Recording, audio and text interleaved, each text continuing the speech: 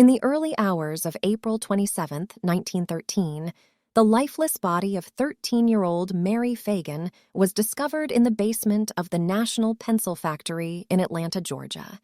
This heinous crime sent shockwaves through the community, ultimately becoming one of the most notorious unsolved murder cases in American history. The circumstances surrounding Mary Phagan's murder were met with an outpouring of grief and horror. The tragedy unfolded in the midst of a society grappling with rampant social and racial tensions, making it a case that would not only captivate the nation but also highlight the injustices faced by young girls like Mary Phagan. Born on June 1, 1899, Mary Phagan was the daughter of John and Frances Phagan, a working-class family in Marietta, Georgia. Mary's father passed away when she was just 2 years old, leaving her mother to provide for their small family. As a young girl, Mary took on odd jobs to support herself, including working as a child laborer at the National Pencil Factory. Little did she know that this seemingly innocent job would tragically lead to her untimely demise. On that fateful Saturday in April, Mary Phagan had gone to the factory to collect her meager wages. It was a routine task she had performed many times before. However, this time, she would never return home. As the investigation unfolded, the evidence pointed to the factory's superintendent, Leo Frank, as the prime suspect. Frank, a Jewish man, quickly became the target of the public's ire, fueled by prevalent anti-Semitism and a desire to find someone to blame.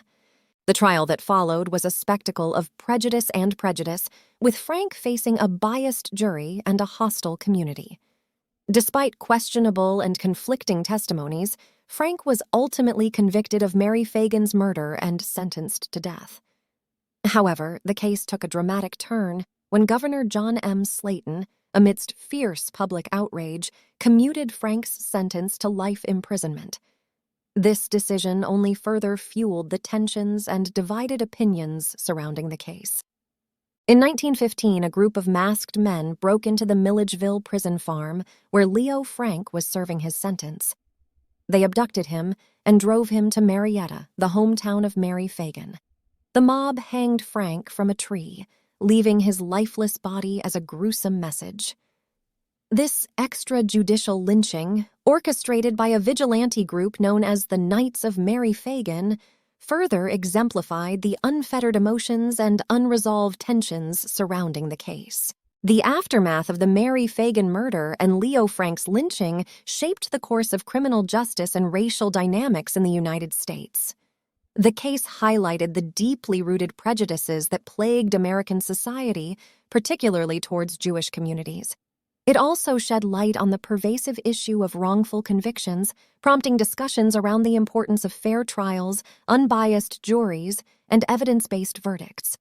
To this day, the ultimate truth behind Mary Phagan's murder remains elusive, leaving countless unanswered questions and fertile ground for speculation. The case continues to capture the fascination of true crime enthusiasts, historians, and those seeking justice for Mary Phagan. The story of this young girl serves as a somber reminder of the haunting terrors that can unfold within the shadows of a seemingly ordinary life, and the importance of resolving crimes that still haunt our collective consciousness.